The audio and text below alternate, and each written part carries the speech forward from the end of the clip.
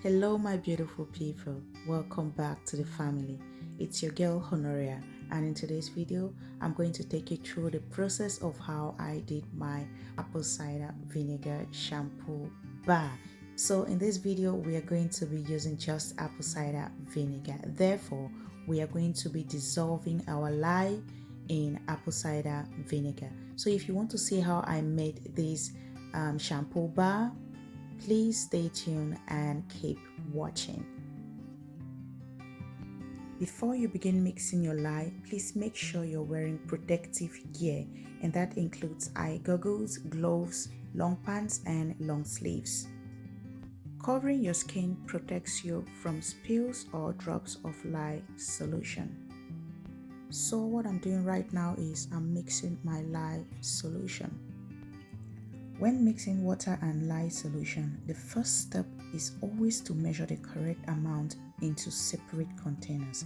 Once you have the correct amount for your recipe, the lye should be slowly added to the water, and please not the other way round, as the lye can heat up too quickly and cause damage and burns. Coconut oil in soap is highly cleansing and produces lots of bubbles. Castor oil gives a stable layer and easily absorbed by the skin. Avocado oil makes a great choice for superfatting cold processed soap because of its conditioning properties. Olive oil gives the bars a creamy layer and great for dry skin. Shea butter is a great bonus when it comes to soap making. It is rich in vitamins and forms a breathable barrier to the skin. I forgot to add in my holy grail carrot oil. I'll leave a link of that video in my description box.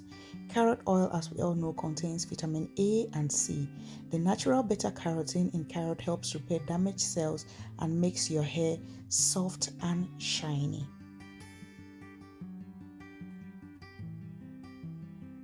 I'm just transferring my oils into a wider container so as to avoid splashing while mixing.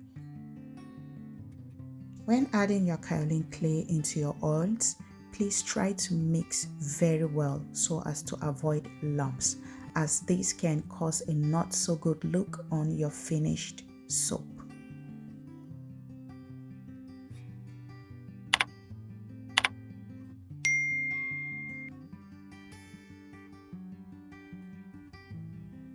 My lye solution is now cooled down.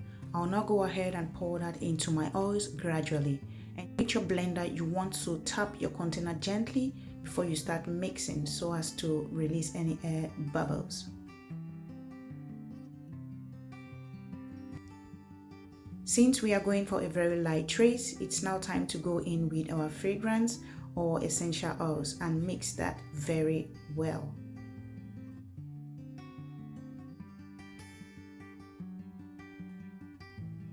I'm just going to quickly weigh in on the many benefits of incorporating apple cider vinegar into your shampoo bar. It encourages healthy hair growth and helps hair retain moisture. It also helps to prevent split ends, dandruff, itchy, and dry scalp. These bars are very cost effective because they are all in one product. You basically do not need to follow up with any conditioner as they contain conditioning oils, and these conditioning oils does the job perfectly. Apple cider vinegar and oils used to make this soap are very gentle, such that it can be used on our skin.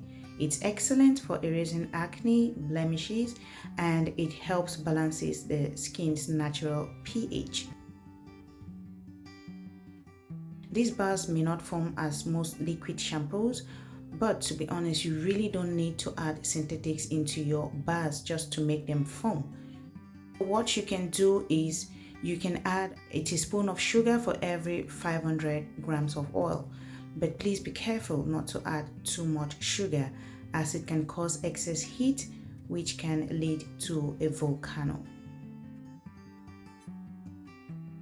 We're just going to let our soap sit in the mold for 24 hours for it to harden, and another 4 to 6 weeks for them to cure before they can be safe and ready to use.